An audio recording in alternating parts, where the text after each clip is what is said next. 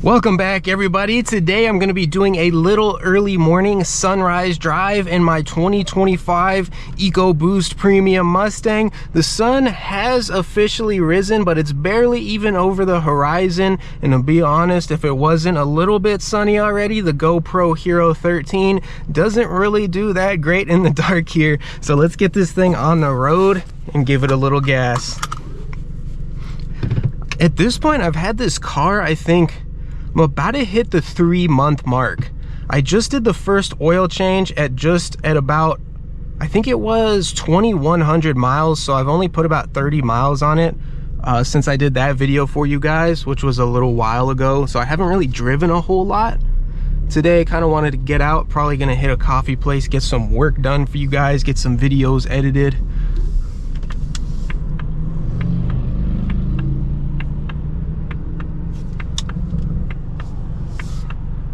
Make sure this is off because I can't stand that auto stop start nonsense. All right. So I guess the sun is a little bit more over the horizon than I said. It's actually up kind of high already.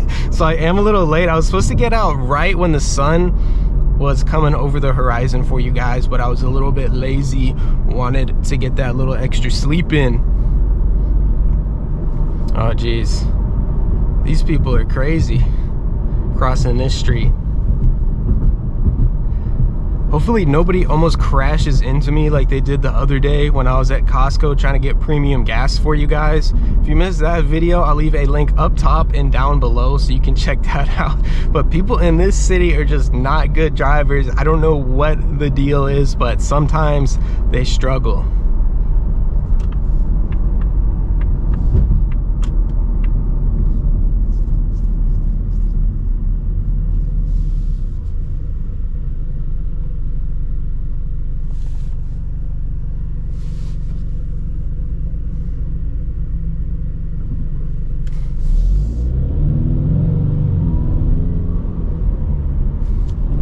A lot of people complain about this little 2.3 liter 4-cylinder engine with the turbo, but I've actually really enjoyed it so far. And sorry, I gotta put the visor down or I literally can't see right now, guys. So if I'm blocking the road and you're just staring at a visor, I do apologize, but it's super bright. But a lot of people complain about this little turbocharged engine, but I've actually really enjoyed it so far.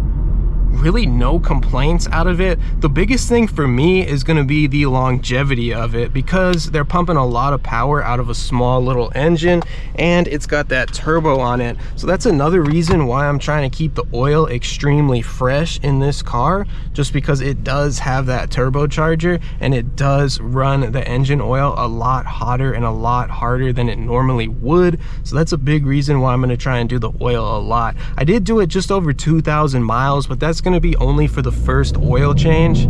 After that, I'm definitely probably going to go about 3,000, maybe even 4,000, just depending on how I feel. But probably, since I like this car so much, I'll probably do it at 5,100 miles just to be safe. And if you guys cannot see anything, this sun is out of control right now, so I'm gonna put this down. Hopefully you guys can see. But yeah, a lot of people hate on the EcoBoost Mustang, and to be honest with you guys, I used to be one of those dudes that was like, oh, 4-cylinder Mustang, super lame and everything. But when I got out and test drove this thing, I really enjoyed the feel of it. And yes, I could have jumped up to the GT, but at the end of the day, for me personally, I just didn't think it was worth it. So I could go around and say, look at me, I have a V8 motor, like. But I am happy for you guys if you can.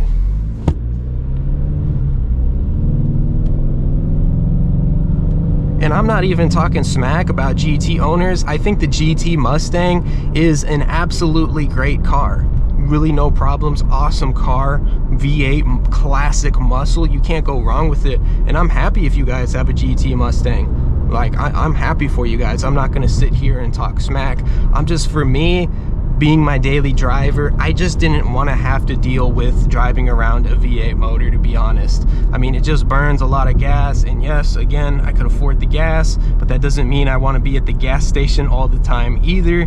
I do want to be able to take this thing on road trips. I used to drive It was an 07, I still have it actually. It's an 07 F-150 with the 5.4 liter. Really love the engine in that thing, but man, I was spending a ton in gas, especially when the political climate was a little bit different and gas was really expensive, man. I was like, and that was when I didn't have any money. Now I got a little bit of money. I'm not rich or anything, but I make pretty decent money now. But that was when I was back in college and I really didn't have any money. When the gas was like $4 a gallon, I was absolutely dying. So I just thought, like, do I really want to get into another V8 car or truck just to have to spend that much more money in gas and then have to spend so much more for insurance and so much more for the car itself? I just didn't think it was worth it. I got in the driver's seat of one of these things. I actually test drove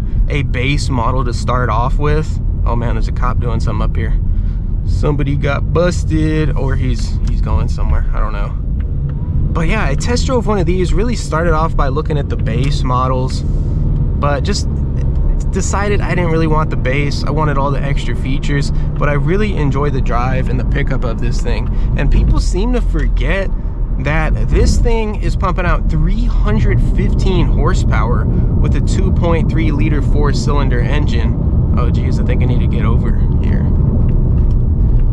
Which is really quite impressive considering I think it was in 2010, the GT Mustang with a big old V8 engine was only putting out 310, 315 horsepower and less torque than this car. So this car is actually a little bit faster than the 2010 and previous years GT Mustang because it puts out 315 horsepower at a lower RPM and puts out a little bit more torque. So these cars in 2025 are faster than the GT Mustangs were not that long ago. You're only talking 15 years at this point ago, and these things with the 4-cylinder are faster. So I don't think this thing gets the credit that it deserves. I've really enjoyed driving around in this car, and there's absolutely nothing wrong with getting this thing. But what I wouldn't do is buy this car and expect a muscle car, because it's not a muscle car. This is more what I would say a sports car would feel like. This is not going to be your classic V8 heavy V8 muscle car. So some people like to say, oh, the 4-cylinder Mustang, it's, you know, I guess if you really wanted to, you could call it a muscle car. But me, I don't think something with the 4-cylinder turbo is a muscle car.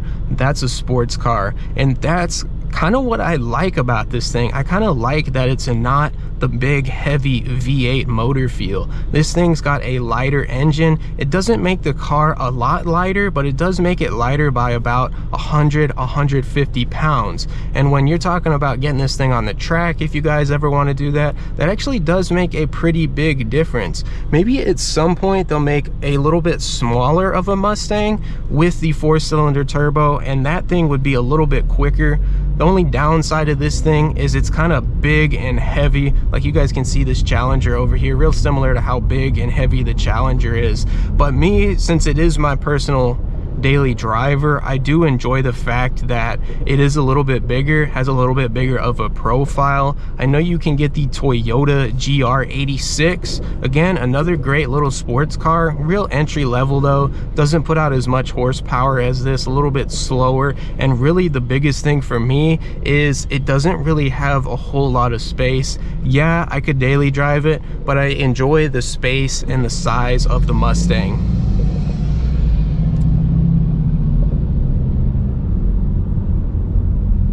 Oh geez, you guys cut me off last second. So some people like the bigger, heavier feel, which I do. I don't necessarily like it to be heavier, but I just like the larger profile of the car. But if you guys want something that's not as heavy, a little bit more agile, definitely take a look at the Toyota. I looked at it, but I just wasn't like a big fan of it. It was a little bit just kind of lame. I don't personally like the look of the GR86. I think on the Toyota Supra, yeah, they nailed the look, but on the GR86, I'm just like, nah, was not feeling it. Finally, on the interstate, man, all this construction going on here. You can't even get on the road. Oh geez, is this merge? Doesn't even say if it merges or anything, y'all. It's pretty ridiculous. Dangerous. I think it's technically still like 55 or 60 or something through here. You can see people don't respect that. But so I'm not going to break the speed limit because I'm going to follow the traffic laws. And if you guys watch my videos and get a car like this, or you drive some little beater, because people in beater cars for some reason like to drive like absolute maniacs and freaks on the road. I don't understand that. But just make sure you follow the traffic rules and stuff. There is other people on the road, and you're playing with not only your life but other people's lives if you start really breaking the speed limit. So just be careful. If you guys want to do something crazy, go to a track and do it. You don't need to do it on the open road like this. Go to a track. You can pay 50, 100, 150 bucks, be there all day, do whatever you want there.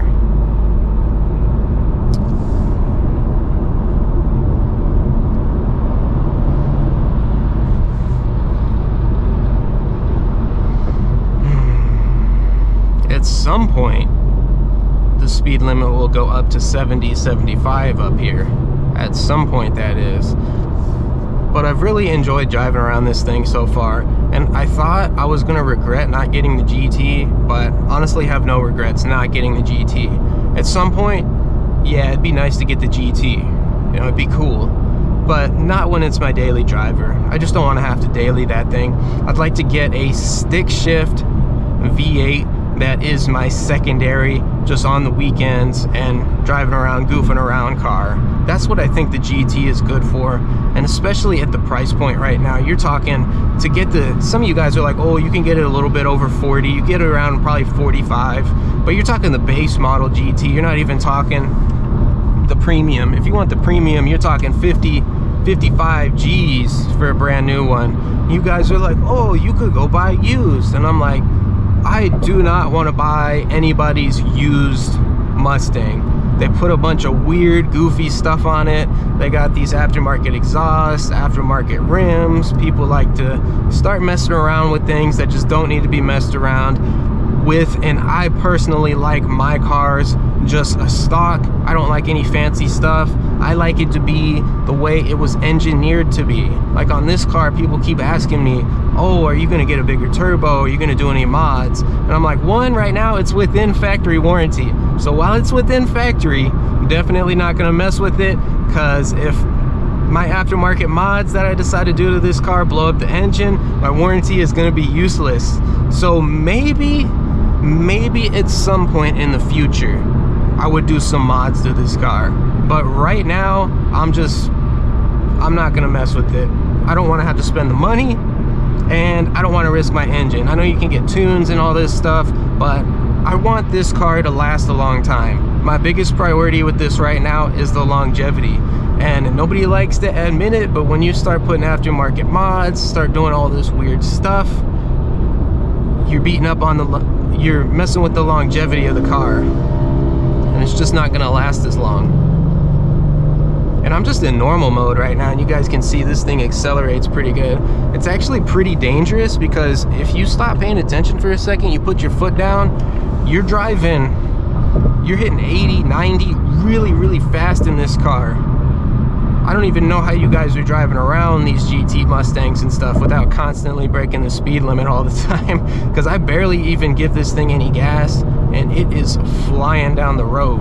So it can be a little bit dangerous. But really, there's just no better feeling than driving this car, like when the sun rises or when the sun is setting. That is my absolute favorite time to drive this car, man. There's just something about it. Just driving when the sun's coming up and the sun is going down. It's so relaxing and so much fun. I thought I was gonna regret buying a Mustang to begin with, because obviously I did have to take out a small loan, but nothing too crazy. I got a lot from my trade and everything, so I did really well, and then I put some extra cash down. So I kept the loan to about $15,000. Unfortunately, talking a 6% interest rate, but it is what it is. I'm gonna be paying probably about $400 a month instead of the base $255 that I'm supposed to be paying, just so I can pay this thing off within about three and a half, maybe just under 4 years. I don't want to take this thing to a 6-year term. It's just too long for me. But I've really enjoyed this car, and this thing gets a lot of hate because obviously guys want to compare the size of their engines. They're like, oh, it's only a 2.3 liter. Yeah, it's a little bit of a smaller engine, but with the turbocharger on it, it's pumping out some really good power. And the reason I really want to make a lot of these videos for you guys is to show you guys how cool this car is, obviously, and to share my experience. But I also want to keep track of the longevity, and I want to show you guys the maintenance, the way I'm maintaining this thing to get the maximum longevity and performance out of it while it's still just stock with no aftermarket mods or anything.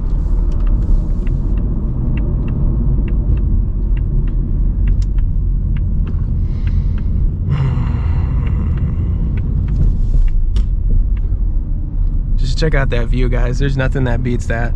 Just an open highway, not too much traffic, sun barely coming up. That is what I'm talking about, man. Let's let these guys go so I can get some gas going on here. There's just nothing that beats that view right there. The good old hill country, man, and gotta love it. That's really gonna be it for today's video. Just wanted to take you guys for a quick sunrise drive in my 2025 EcoBoost Mustang. If you guys haven't test driven one of these, go test drive one of them. You don't have to buy it, just to see how it is. Because like I said, I was a big EcoBoost hater. I was like, oh, it's tiny engine, it's lame. But when you look at it on paper and then you go actually sit behind the wheel and test drive it, it's a lot of fun. A lot of guys like to talk a lot of smack, but all the guys that talk smack are guys that paid way too much for a GT Mustang and they want to feel like it's worth it. And heck, like, I get that, man. If I spent $55,000 on a GT Mustang and somebody like me paid $36,000 on an EcoBoost Premium, I'd want to feel like my investment in the GT was worth it to pay like $10,000, $15,000, $20,000 more. So I totally get it. Then the other set of haters are just dudes that literally don't even have a Mustang at all. They're driving around in a Toyota Corolla and they're talking smack. So I don't really like, if you talk smack, I'm just like, whatever. I take it as a compliment. I take it as a compliment because I'm like, you either spent way too much on your car or you don't even have the same car that I have and you're just blowing hot air. But that's gonna be it. Enough of me talking smack today. I'm gonna get myself in trouble. I am gonna go stop, get some work done, edit some videos for you guys. If you stayed until the end here today, I appreciate you guys watching, and I will be doing some more exciting videos coming up extremely soon. I want to get this thing out on a track somewhere and give it some gas, because I don't want to have to be worried about going to jail if I do 100 miles an hour, because I am not breaking the traffic laws. I am not going to get myself in any kind of legal trouble. It is just not worth it for me. So I'll need to get this thing to a track. I'm sure there's one around here somewhere. If you guys recognize this area, please let me know what track you guys recommend, because I would absolutely love to get this thing out on the track. Thanks for watching, and I'll see you guys soon in another video.